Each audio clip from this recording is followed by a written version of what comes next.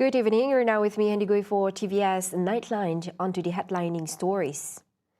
UNIMAS took a proactive step to solidify its position as an institution championing the people and Sarawak's most treasured heritage by establishing the Faculty of Law and the Chair of Historical Research. As Chancellor Tun Pehin Sri Dr. Wan Junaidi Tuanku Jaafar commended the move as a proof to UNIMAS's commitment in developing knowledge that is based on humanistic values and social justice. The head of state hopes that the new course, Chair of Historical Research, will transform UNIMAS as the main reference point for any research or documentation endeavors regarding the state's heritage in the future.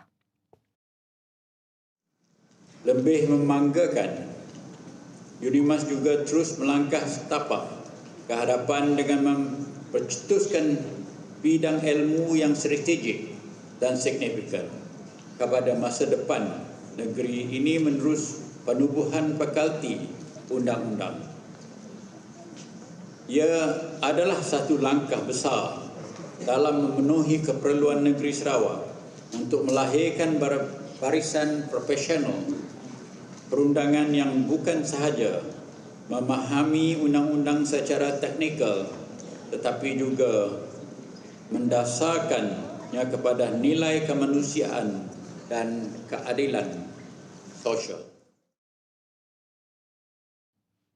The government of Japan has conferred the Order of the Rising Sun, Gold and Silver Star on Sarawak Premier Datuk Patinggi Tan Sri Abang Johari Tun Openg in recognition of his outstanding contributions to promoting regional exchange and mutual understanding between Japan and Malaysia.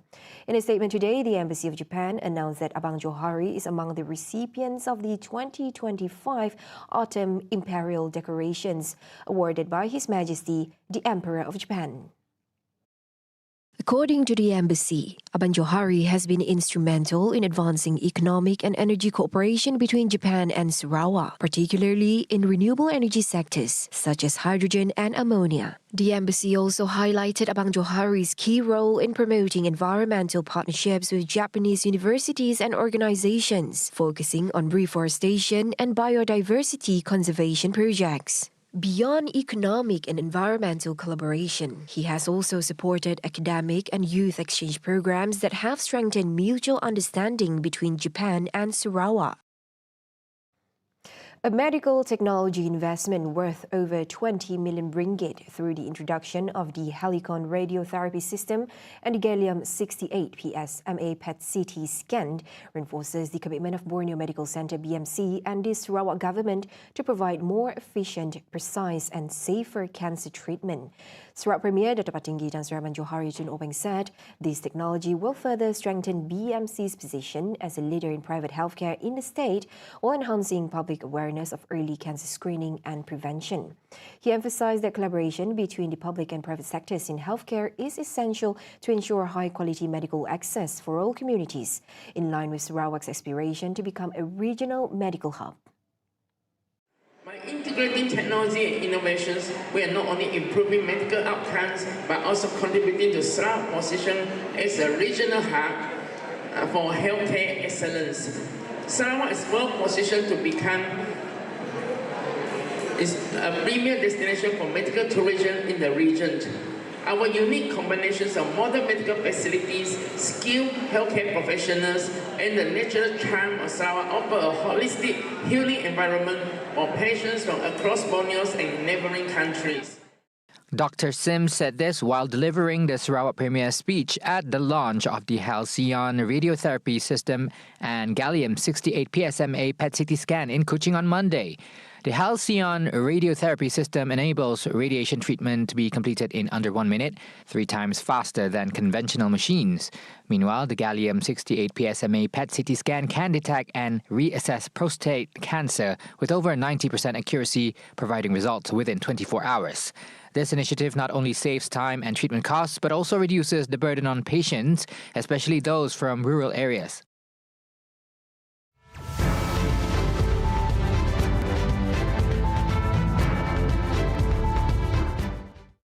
Now, PADU will be the main focal point of reference when it comes to channeling targeted subsidy to those who are eligible. Deputy Minister of Economy, Dato' Hanifah Hajar Taib said the system, equipped with sophisticated technology, will prevent those from the B40 and M40 group from being excluded from receiving assistance. Up to this point, PADU has collected about 30.4 million profiles from individuals, households and permanent residents in the country.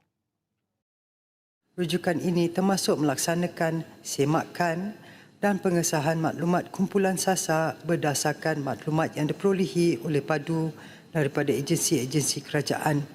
Hal ini membolehkan agensi pelaksana menyediakan bantuan kepada penerima yang benar-benar layak.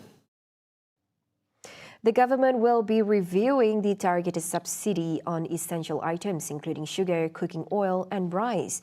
Deputy Minister of Finance Lim Hui Ying said the review will be done in phases to ensure that all assistance are channeled to the targeted group, similar to how Budi 95 is implemented.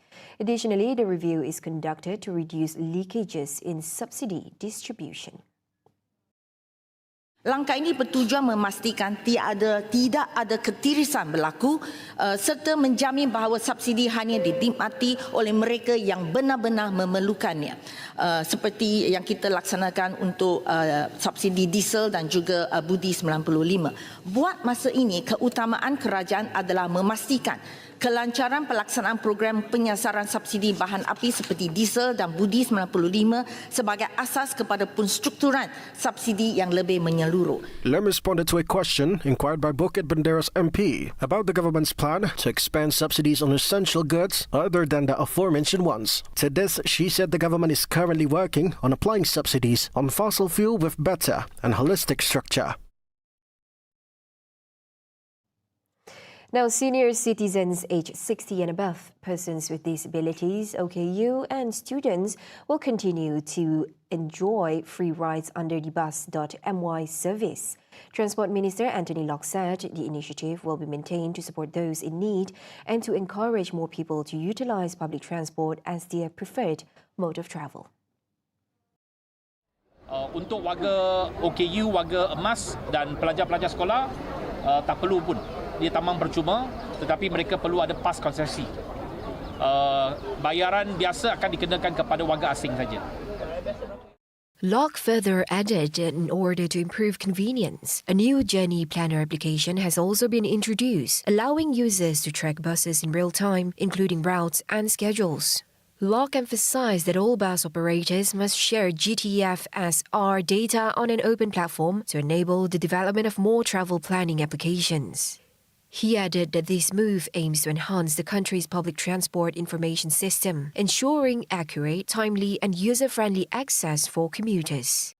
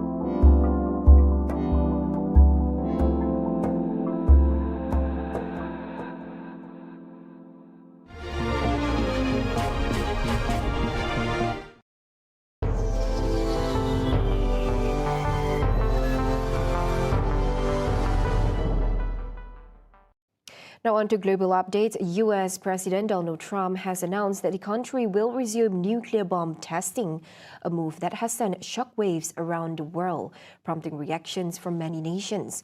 He justified this decision by claiming that countries such as Russia, China and Pakistan have been conducting underground nuclear tests without public disclosure.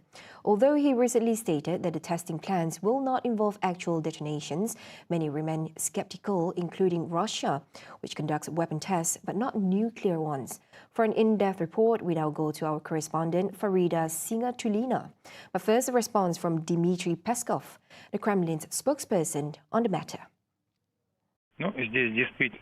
There is indeed a current moratorium. Second, Trump mentioned that other countries are conducting tests, but we still don't know about that. If they're talking about the Burevestnik, then it's definitely a non-nuclear test. All countries test, but not nuclear ones. The United States is a sovereign country, but I want to recall Putin's statements. If someone abandons the moratorium, Russia will act. Trump likes to make headlines and he loves the spotlight. So, of course, he did not miss this opportunity as he made his tour across Asia. And as soon as he made this announcement about restarting nuclear weapons testing, he sent literal shockwaves across Asia and the world. The United States has more nuclear weapons than any other country. This was accomplished, including a complete update and renovation of existing weapons during my first term in office. Because of the tremendous destructive power, I hated to do it, but had no choice. Russia is second, and China is a distant third, but will be even within 5 years. Because of other countries' testing programs, I have instructed the Department of War to start testing our nuclear weapons on an equal basis. That process will begin immediately. Now, it's unclear what Trump exactly meant by restarting nuclear tests on an equal basis. However, we do know that earlier on in the year, the US fired a Minuteman III missile, and then later on in September, they test-fired 4 Trident II missiles off a submarine. And maybe this time, perhaps, Trump really is hinting at real nuclear weapons testing. And it's quite significant, as the last time this happened, it was in 1992 in Nevada. Now, as soon as Trump announced this, journalists tried to ask him during his meeting with Xi Jinping for more information. However, Trump simply dodged those questions. Now, the Stockholm Peace Research Institute stated that the U.S. approximately has 5,177 nuclear warheads. Now, China has also reacted to this, and its foreign minister warned about the potential consequences of nuclear weapons testing. China hopes that the Republic of Korea and U.S. will completely fulfill their nuclear non-proliferation obligations and take actions that promote regional peace and stability, rather than the opposite. I would like to point out that China remains committed to a path of peaceful development, pursues a defensive national defense policy and a friendly, neighborly diplomacy, and has always been a pillar in maintaining regional peace and security. Well, as mentioned, Nevada is the key location for nuclear weapons testing in the U.S., and State Congresswoman Democrat Dina Titus stated that she will propose a bill to block Trump's orders, and even posted on X saying, quote, absolutely not. Now, we also have another reaction from the American Arms Control Association director, Daryl Kimball, who stated that Trump is misinformed and out of touch, and that there's absolutely no need for such testing after 30 years. Trump is misinformed and out of touch. The U.S. has no technical, military, or political reason to resume nuclear explosive testing for the first time since 1992. It would take at least 36 months to resume contained nuclear tests underground at the former test site in Nevada. By foolishly announcing his intention to resume nuclear testing, Trump will trigger strong public opposition in Nevada from all U.S. allies, and it could trigger a chain reaction of nuclear testing by U.S. adversaries and blow apart the Nuclear Non-Proliferation Treaty. Now, we also heard from Trump's former national security advisor, General Michael Flynn, who urged soldiers to tighten their bootstraps and said that war is inevitable after Trump's announcement. Changes in political policy and objectives can lead to changes in the nature and conduct of war.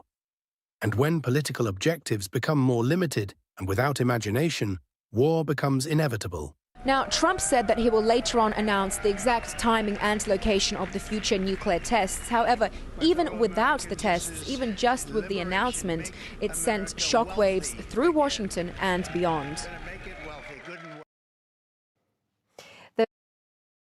Nightline, I'm Handy Gui. Thank you for watching. Have a good night.